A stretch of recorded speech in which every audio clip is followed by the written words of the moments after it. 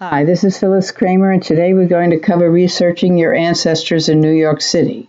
We'll look at organizing, we'll look at research, and every web page that I will refer to will be in the list of web pages on jewishgen.org/education. So first you're going to collect those treasured photographs in the original documents. My suggestion, put them in a loose leaf, get those plastic sheaths from Staples or Office Max. That keeps them for posterity. You don't have to keep anything that's a copy. That should be on your PC. No sense printing out a census. You probably won't be able to read it anyway. PC is magnified so beautifully.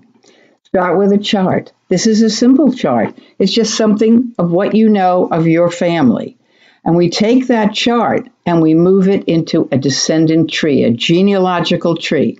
It starts with the immigrant, includes birth, death, and marriage, dates and places, using a lot of question marks. So here's just a sample. My grandfather was Nathan Grunberg. He changed his name to Greenberg. He was born in 1915 somewhere in Poland. He emigrated, he married, he died. Do that for everyone on that particular branch. You want to focus on one branch at a time. So your first research step is going to be the federal census. Why? Because that gives you the basic family information. From there, you fill out that descendant chart. Names, ages, birthplaces. Birthplace is very important. Marriage information, children's information.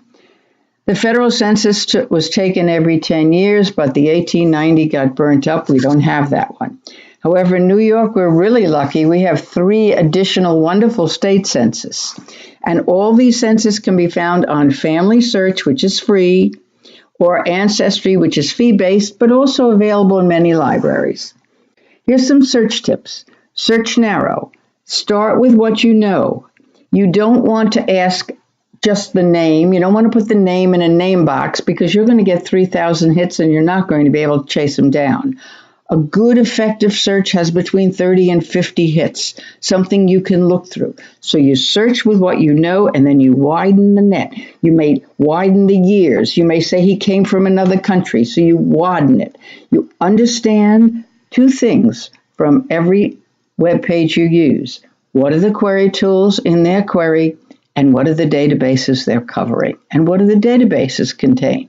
Does it contain the year of birth that you're looking for? Does it have a... Okay, summarize your results. We'll go into that.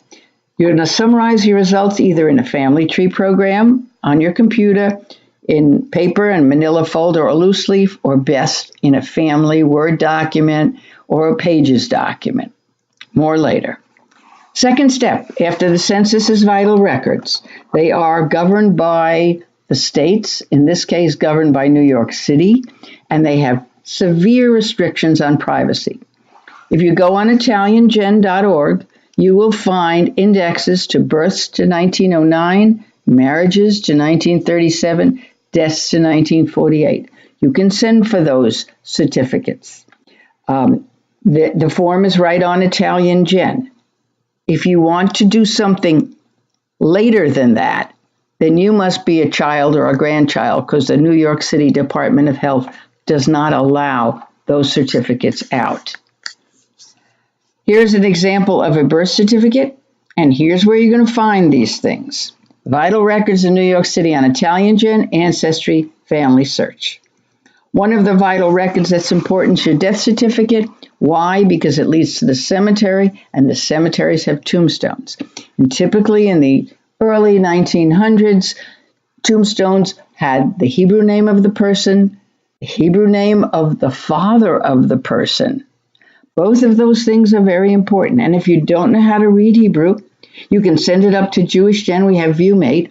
Or you can read the little JewishGen info file. It's 2 pages and will teach you how to read the Hebrew.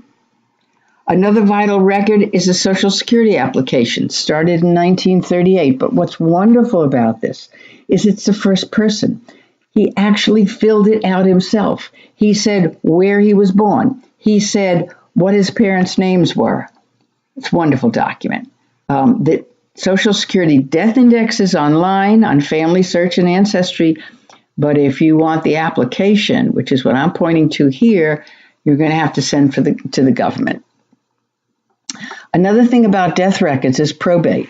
If your ancestor had real estate or stocks, they had any money at all, they're going to have to go through probate, which is a government requirement. And this government requirement is a public document. So you can go find the probates, the wills, the information from your deceased ancestors. Some of it is on Family Search, just a little. You may have to search a bit. Otherwise, you have to go to the city hall where the person was living and where he died. Again, you're going to save all that information in your family program or your Word document. Now, here's an example of a Word document that I really like.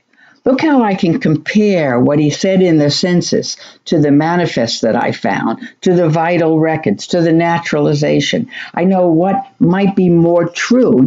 After all, the census taker could have taken that census from the little boy next door. He got paid by the line, and he took what he could. So some of them are more real than others. None of it is a fact. All of these are clues, but they're wonderful, wonderful clues. So step 3, we're going to look at passenger manifests. We're going to look for the Hebrew names because that's where they came. They came under their Hebrew names. Most of them came into Ellis Island. And one caveat, don't stop with the index of any document. Go and look at the document yourself because indexes have been known to make mistakes. Indexers are not. Okay. Manifest research online. Ellis Island is 1892 to 1924. Ancestry has all the ports. Family Search has most of the ports. And always, always use Steve Morse if you can. This is Steve Morse. He's a front end. He's a query tool. Why use Steve Morse as a front end to Ancestry or Castle Garden? Because Steve Morse gives us the Eastern European Soundex, names that sounded similar using an Eastern European way of looking at them. And our ancestors were mostly Eastern European. So this is really important. Gives you a lot more clues. Who came with who? How old were they? When did they arrive? And allows you to look at the results. So suggesting that you do that. In addition, if you don't already have the Hebrew name from the tombstone, take a look at the grandchildren. Are there 3 Morrises? Well, you can almost be sure that the name is Moish from the grandfather. Okay? And one of the things, again, about Steve Morse is that you can query for the first initial of the given name. So you can put in an M and it could be Moish. You could put in a B, he's Benjamin, but it might be Beryl or Burl. You could put in an R and it might be Ruchel, or a G. Even though she's Gertrude, she probably was Giddel. So that's very helpful from Steve Morse. The other things you want to look for is contains. Sometimes using a part of the name really helps. So take a look at the options on Steve Morse. And if your manifest comes with some numbers written by the names, you want to understand them, there's a wonderful, wonderful info file on Jewish Gen on manifest notation. So you understand if he did naturalize and there's a notation there, what it means. And where would you go from here? Well, I think you should download the list of websites from jewishgen.org/education. I think you ought to communicate with others looking for the same thing you're looking for. Try our Jewish Gen Family Finder and maybe take a course on Jewish Gen. We have a wonderful complex course and we have a New York course given over each summer. And thank you very much.